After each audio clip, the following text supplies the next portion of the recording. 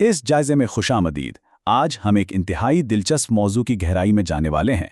आज बात होगी मुशारका की और ख़ास तौर पर बैंक डिपॉजिट्स में मुनाफे की तकसीम के इस पेचीदा लेकिन ज़बरदस्त तरीक़ाकार की।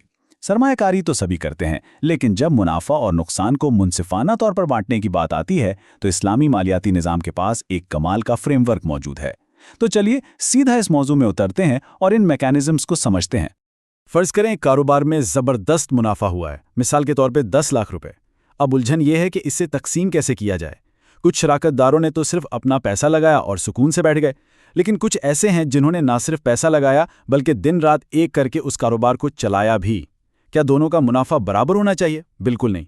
यहीं से वो पेचीदा मालियाती पहेली शुरू होती है जिसे मुशारका का ये मॉडल इंतहाई खूबसूरती से हल करता है। इस सारी उलझन को सुलझाने के लिए हम आज इन 4 चीज़ों पर बात करेंगे। पहला, नफ़ा और नुकसान के उसूल। दूसरा, शेयर होल्डर का दोहरा किरदार।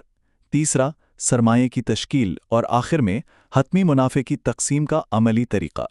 तो शुरू करते हैं पहले हिस्से से, यानी नफ़ा और नुकसान के बुनियादी उसूल। क्योंकि हर मजबूत मालियाती निज़ाम की बुनियाद इसके उसूल ही होते हैं। देखें, जब मुनाफे की बात आती है तो मुशारका के उसूलों में खासी लचक मौजूद है। मुनाफे को बाहमी रजामंदी से तयशुदा किसी भी तनासुब से तकसीम किया जा सकता है। बस शर्त यह है कि वो असल मुनाफे का फ़ीसद हो, कोई मुतय्यन रकम नहीं। लेकिन जब बात नुकसान की हो तो ये निज़ाम इंतहाई सख्त है। नुकसान सख्ती के साथ सिर्फ और सिर्फ सरमायाकारी के ऐन तनासुब के हिसाब से ही बर्दाश्त किया जाएगा। सीधी सी बात है, जिसने जितना सरमाया लगाया है वो उसी हिसाब से नुकसान का जिम्मेदार होगा। ये उसूल इतनी अहमियत रखता है कि इस्लामी फ़िक़्ह में इस पर तमाम मकातिब फ़िक्र का मुकम्मल इत्तफ़ाक़ है। एक मशहूर और मुस्तनद कायदा है कि नुकसान बिल्कुल सरमायाकारी के तनासब के मुताबिक तकसीम किया जाता है और मुनाफा शुराकादारों के मुआहदे के मुताबिक तकसीम किया जाता है। ये वो बुनियादी कायदा है जिसे जहन नशीन करना बहुत ज़रूरी है, क्योंकि हमारी आगे की सारी कैलकुलेशंस इसी की बुनियाद पर खड़ी हैं। आगे बढ़ते हैं दूसरे हिस्से की तरफ। यहाँ हम समझेंगे शेयर होल्डर का एक इंतहाई मुनफरिद यानी दोहरा किरदार।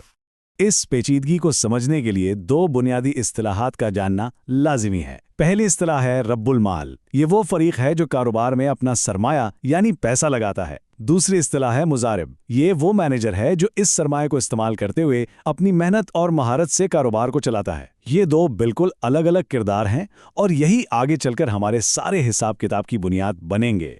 अब देखते हैं कि बैंक डिपॉजिट मुशारका में असल में होता क्या है।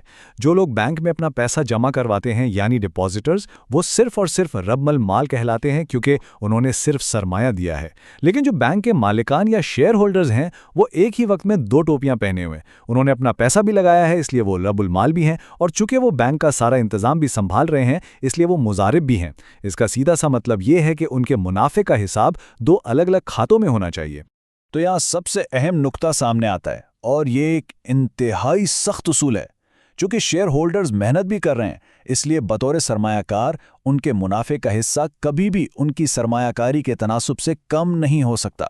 मिसाल के तौर पर अगर उन्होंने कुल सरमाए का 1/3 हिस्सा लगाया है तो मुनाफे में कम से कम 1/3 हिस्सा उनका लाजमी हक बनता है। इस हद से नीचे जाना क़वाइद की सरी खिलाफ वर्जी होगी। अब आते हैं तीसरे हिस्से पर, यानी सरमाए की तश्कील। चलिए इन उसूलों को एक अमली सूरत-ए-हाल में लागू करके देखते हैं। हिसाब समझने के लिए फ़र्ज़ कर लेते हैं कि हमारे इस मुश्तरका पूल में जो कुल सरमाया मौजूद है वो 1,50,00,000 यानी 15 मिलियन रुपए है। ये वो कुल रकम है जिस पर कारोबार किया जाएगा और मुनाफा कमाया जाएगा। अब ज़रा इस 15 मिलियन रुपए की तकसीम पर नज़र डालते हैं। इसमें से 10 मिलियन यानी 2/3 हिस्सा डिपॉजिटर्स का है और बाकी 5 मिलियन यानी 1/3 हिस्सा शेयर होल्डर्स का अपना सरमाया है। इसका मतलब वाज़ेह है कि नुकसान की सूरत में डिपॉजिटर्स 2/3 खतरा मोल ले रहे हैं और शेयर होल्डर्स 1/3, और यही वो तनासुब है जो आगे चलकर मुनाफे की तकसीम में एक कलीदी किरदार अदा करेगा। और अब चौथा और सबसे अहम मरहला, हतमी मुनाफे की तकसीम। खुशखबरी, ये मुश्तरका कारोबार बहुत शानदार रहा और उस 15 मिलियन की सरमायाकारी पर कल 15 लाख यानी 1.5 मिलियन रुपए का ज़बरदस्त मुनाफा हासिल हुआ। अब हमारे सामने ये 15 लाख रुपए मौजूद हैं और हमें इन्हें बिल्कुल उन्हीं शराइत और उसूलों के मुताबिक तकसीम करना है जो हमने अभी समझे हैं।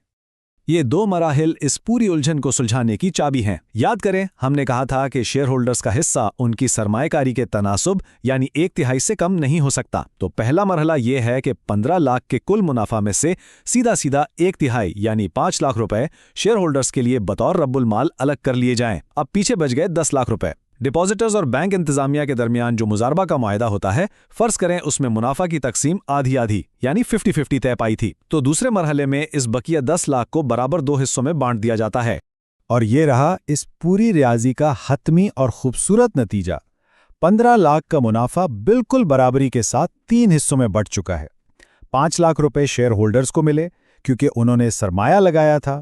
مزید 5 لاکھ روپے شیئر ہولڈرز کو اس لیے ملے کیونکہ انہوں نے بطور ملارب اپنی محنت اور مہارت سے کاروبار چلایا، اور بقیہ 5 لاکھ روپے ڈپازیٹرز کو ملے کیونکہ انہوں نے اپنا سرمایہ فراہم کیا تھا۔ یہ منافع کی بالکل پرفیکٹ اور متوازن تقسیم ہے۔ تو اس پورے مشق کا کیا نتیجہ نکلا؟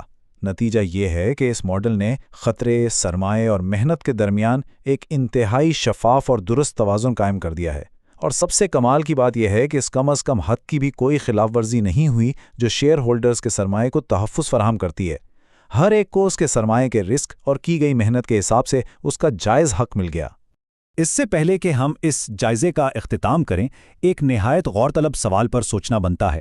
مشارکہ کا یہ ماڈل سکھاتا ہے کہ سرمایہ کا خطرہ اور محنت آپس میں گہرے جڑے ہوئے ہیں۔ اگر آج کی جدید کارپوریٹ دنیا اور ہمارا مروجہ معاشی نظام واقعی اس سخت اور منصفانہ توازن کو اپنا لے، تو کیا کمپنیوں کی تشکیل، مالکان کے رویے اور عام سرمایہ کار کے حقوق میں کوئی زبردست انقلاب نہیں آ جائے گا؟ یہ واقعی ایک ایسا تصور ہے جو مزید تحقیق اور غور و فکر کی دعوت دیتا ہے۔